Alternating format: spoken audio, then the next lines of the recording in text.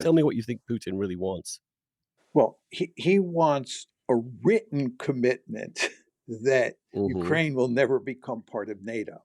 And the reason he mhm, wants a written commitment is that the West promised Gorbachev that there would be no NATO expansion, but they did not put right. it in writing. So now we've brought out all these clever lawyers who say, really, we didn't tell them that we wouldn't expand NATO and so forth and so on.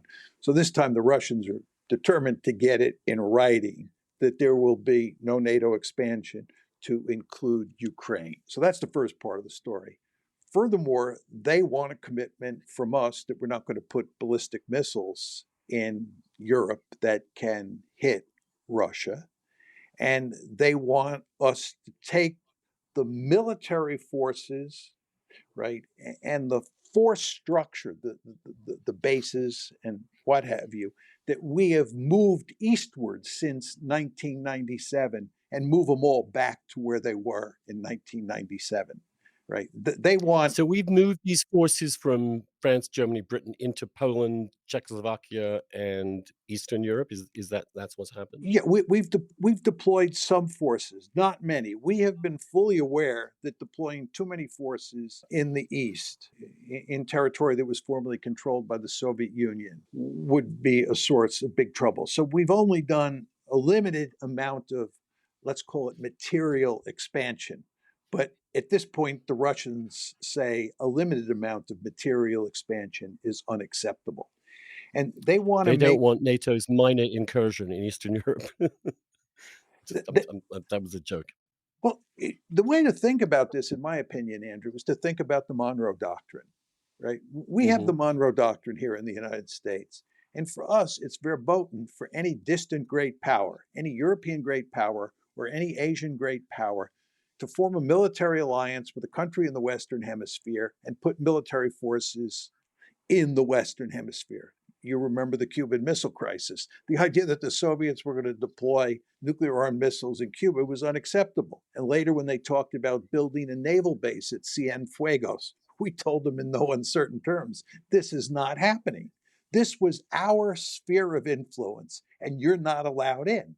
Well, what's going on with regard to Ukraine today or Eastern Europe more generally, to get to your question, is that the Russians are saying, this is our sphere of influence and you're not welcome here. You got away with expanding when we were weak and we weren't paying serious enough attention, i.e., the 1999 and 2004 expansions. But we want you to roll them back now in good part. And we certainly don't want you expanding NATO. And by the way, we want this in writing because we don't trust you as far as we can throw you. So, should we does it make sense for the West at this point, given that he's amassed these troops as a sort of leverage, that they're talking overall about the general organization of forces in Eastern Europe? What should our actual posture be now? Is it, let us say, I mean, let's posit we might say, yeah, let us try and accommodate you. What could we ask in return, for example? What deal would be possible with Putin at this point? You see, the problem that we face. That wouldn't seem like total surrender to him, that's what I'm saying. No, I think you've hit the issue right on the head, right? If we concede to any of his demands, especially the demand that we say in writing Ukraine will not become part of NATO, it's going to look like Munich in 1938.